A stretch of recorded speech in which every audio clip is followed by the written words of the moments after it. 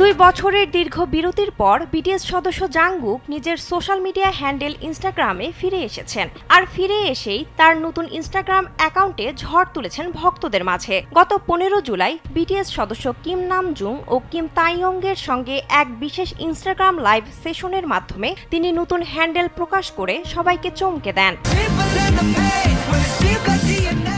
এরপর 19 জুলাই নিজের প্রথম পোস্ট শেয়ার করেন জাংকুক, যেখানে দেখা যায় তার রেকর্ড ভাঙা অ্যালবাম গোল্ডেনের লোগো আর ব্যাকগ্রাউন্ডে বাজছে জনপ্রিয় গান স্ট্যান্ডিং নেক্সট টু ইউ। স্যান্ডেলিনা সো রূপচর্চায় আভিজাত্য।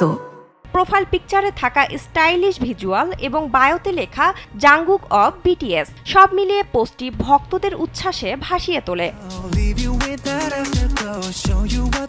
কমেন্ট সেকশন উন্মুক্ত থাকায় ভক্তরা দলে দলে আবেগ প্রকাশ করেন। কেউ লিখেছেন ফিরে আসার জন্য ধন্যবাদ, অনেক মিস করছিলাম। আবার কেউ কেউ ধরে নিচ্ছেন এটি হয়তো কোনো নতুন প্রকল্প বা সলো ট্যুরের ইঙ্গিত।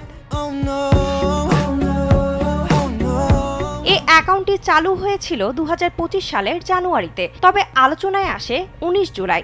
জাংকুক নিজে বেশ কয়েকটি অ্যাকাউন্ট ফলো করছেন, যার মধ্যে একটি হলো তার পোষা কুকুর বামের নামে চালানো আলাদা একটি অ্যাকাউন্ট। সেখানে তিনি নিজেকে ভালোবেসে পরিচয় দেন বামস ড্যাড হিসেবে, যা তার ব্যক্তিত্বের স্নেহশীল দিকটিও তুলে ধরে।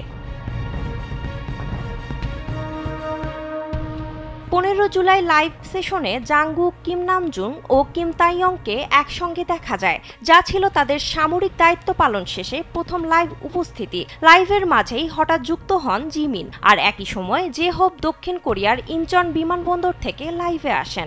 একদিনে এতগুলো আকস্মিক সাক্ষাৎ ও কার্যকলাপ বিটিএস ফ্যানদের জন্য ছিল এক অনন্য উপহার। বর্তমানে জিন ও জেহোপ বাদে বিটিএস এর অন্য সদস্যরা অবস্থান করছেন লস অ্যাঞ্জেলেসে, যেখানে তারা 2026 সালের বসন্তে প্রকাশের লক্ষ্যে ব্যান্ডের আসন্ন অ্যালবামের কাজে ব্যস্ত সময় পার করছেন।